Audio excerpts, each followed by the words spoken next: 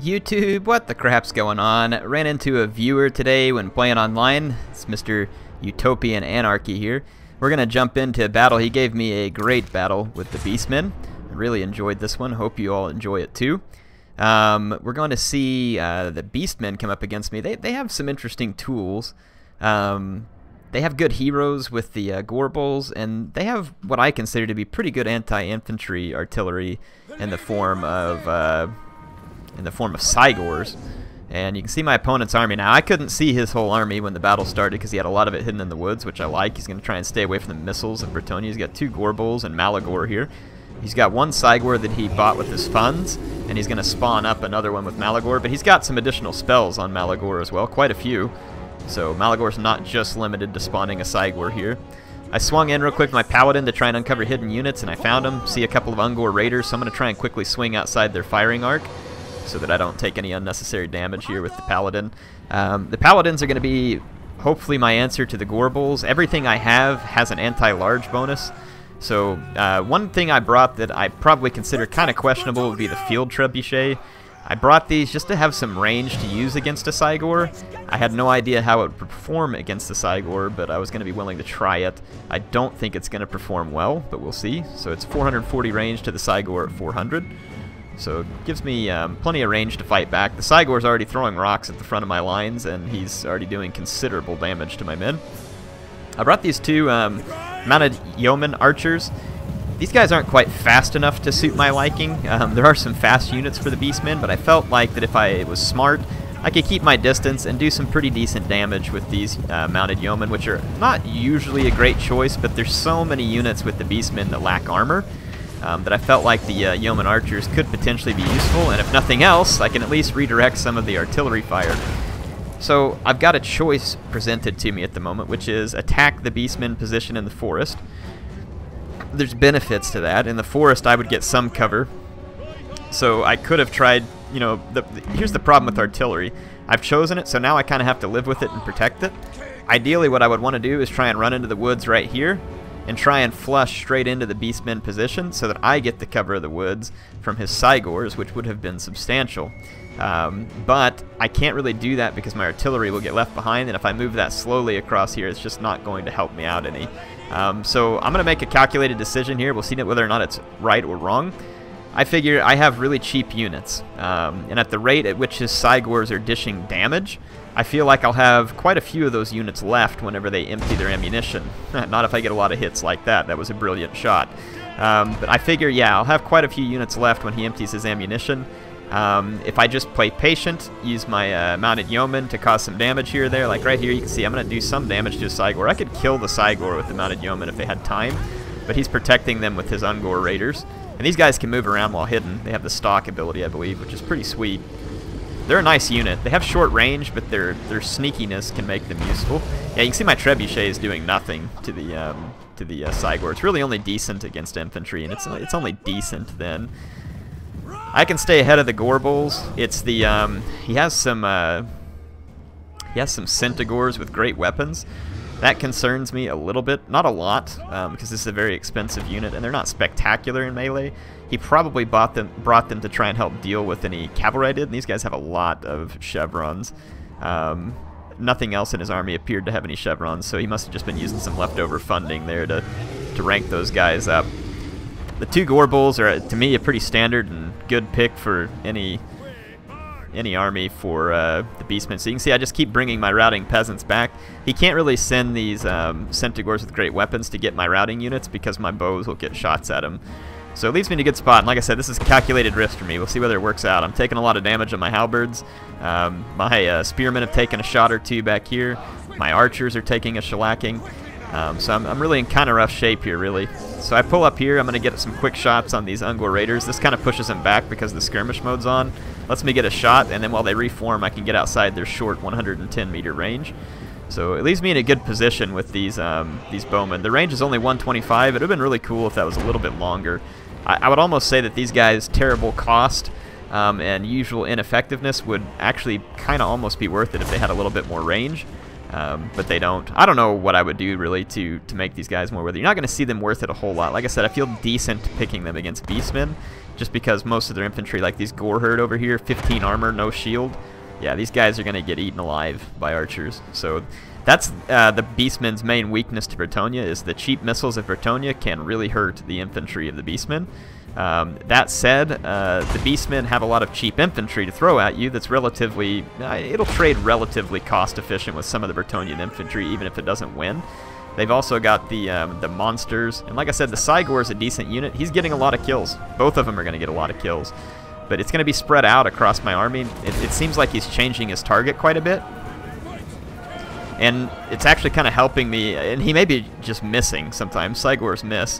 You can see this unit back here hasn't gotten into combat at all, and it's gotten shredded by my archers. You can see only 35 armor, no shield. So again, that's a big weakness for that unit, and I've been able to take advantage of it so far. Keeping a paladin up just to kind of keep line of sight, and then my idea is to keep the paladins and Leon Kerr close to my army and not get too far off, because I'm worried the beastmen could chain route my peasants if I don't keep these guys close enough to the army to support.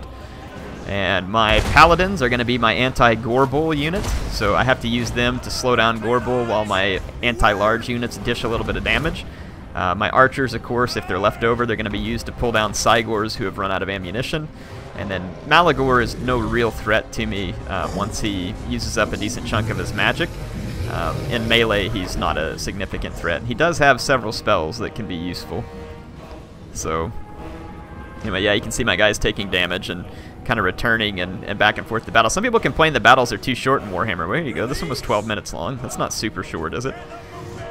So, there's definite skirmishing phase to this battle, and I've just conceded that I don't really have the answer that I want to his Cygor. A cannon would have done the job, but Bretonnia does not have access to a cannon. Would be certainly very nice if they did, but they don't, and they're strong enough without it, so I don't know that they need a cannon or something like that. And I don't even know if it's lore friendly either.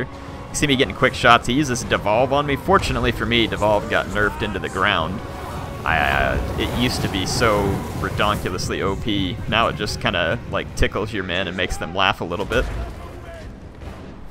I don't know why CA does that. Like, why they release something like insanely like stupid OP and then nerf it into the dirt to where it barely serves a purpose. It's kind of a weird deal. I'm not really sure I understand, but they do that pretty frequently. So they'll release something that's broken. People like me talk about how it needs to be fixed, and then they break it the other way, and you're like, all right, whatever. So it's just kind of have to go with it, I guess. It doesn't make me happy by any means. Sitting here still shooting at these guys, but they've got good cover in the woods, so I'm not likely to do a lot of damage. I end up just saving some of my trebuchet ammo. We're down to 2 shots left with this side. We got 124 kills and 63 kills over here. So, fortunately for me, all those kills come on pretty cheap units, and none of those units are actually like dead and off the field. If I had a faction where I brought really expensive units, like Graveguard or Black Orcs or other stuff like that, the Cygor can really punish you. Same thing with the Dwarfs, they can really punish you unless you have a cannon. Because you have expensive units and the Cygor can quickly pay itself off. Well, against all these peasant units for Bretonnia, and then all you have is kind of just token cheap infantry for beastmen, it may not pay off. They may fire all day and get a lot of kills, but they may never pay for themselves. Now, of course, one Cygor was free, so that guy always pays for himself because you just give up a little bit of winds of magic.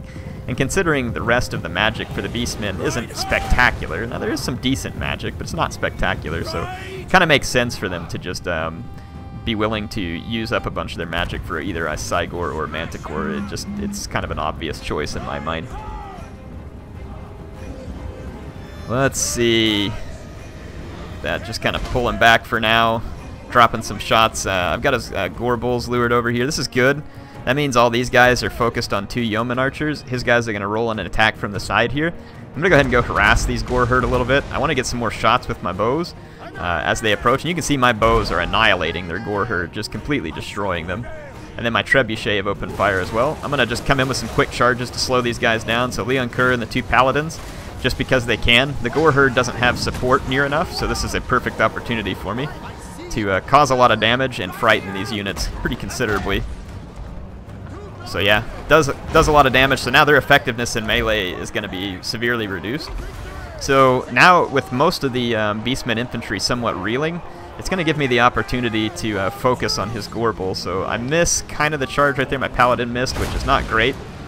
Leon Kerr misses as well. Charging units tend to get missed by the big guys. But anyway, I've got my archers pouring fire in, and I've got Leon Kerr and a Paladin pounding these Gorbels, and they are taking a beating. But, you know, 2 Gorbels can dish out a lot of beating too. But you can see I'm able to just gang up on the Gorbels and cause immense damage very quickly. It forces him to use his Potion of Toughness early, which is great for me.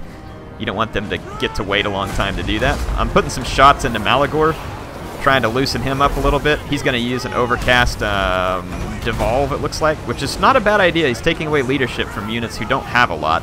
But fortunately for me, with the Paladins and Leon Kerr around, my leadership stays solid for the most part throughout that Devolve. Not entirely. I bring in reserve units from the back of my army because his Centaurs weren't back there to threaten me. They're going to go over here and chase my Horse Archers, who just finished off his Ungor Raiders. So yeah, now I'm going to focus on Malagor a little bit. His Cygors are into combat. Not super worried about them. They're not quite as effective as the Giant. In melee combat, they're pretty good, but they're not as effective. I'm still getting decent kills with my Trebuchet, even though they're firing basically point blank. So, got Leon Kerr cycling around, charging into the Gorbels. It's not very often you see Gorbel go flying like that, but I guess occasionally it happens. I've got to kind of keep clicking. You'll see my guys every now and then just ended up back up here in the air. They had an attack order on Gorbel, but because of the way things fell out here, they just kind of kept going back in the air. All my anti-large infantry with the shields is doing pretty well, as long as I can keep their leadership strong, and it's been fairly easy for me to do that. Malagor is getting bushwhacked by a Paladin. You can see him getting pushed around pretty hard here. He doesn't want to be anywhere near this fight, that's for sure. There's the 2 Cygors. Gorbel getting pitched out of the ring right there. There's a testament to King Leon Kerr when he just threw Gorbel halfway across the map almost. So yeah, Leon Kerr and Gorbel trading jabs here. See the Cygor starting to drop due to my Peasant Bowman not being killed by the Beastman player. Reserve infantry just bogging down the Gore herds over here. My archers were able to deal with the Centaurs and the Ungor herd. My Horse Archers were at least. And now that Malagor is about to eat it, the Gorbels aren't going to be far behind. They've had to use their healing potions. In fact, 1 Gorbel's gone, and we're able to force her out. So it was a pretty good match. I was a little bit worried when I realized that I either had the option of attacking him or sitting back and taking the artillery fire, because sometimes I've thought, I can sit back and take this artillery fire, and then when I choose to do so, it doesn't turn out so well. This time it turned out okay for me. It may not every time, and again, I think the main reason it's okay for me here is that Bretonnia's units are so cheap that it made it difficult for the Cygors to pay enough. They would have almost had to focus specifically on certain units until they were gone and tried not to come back from routing. I don't know. I'd have to test around with that a little bit more. I definitely don't disagree with the pick of the Cygors. They could probably do a lot of damage to cavalry if they land some shots. And it could be a good way to try and draw the Paladins or Leon Kerr away from the mainline infantry engagement where they're needed to support the morale.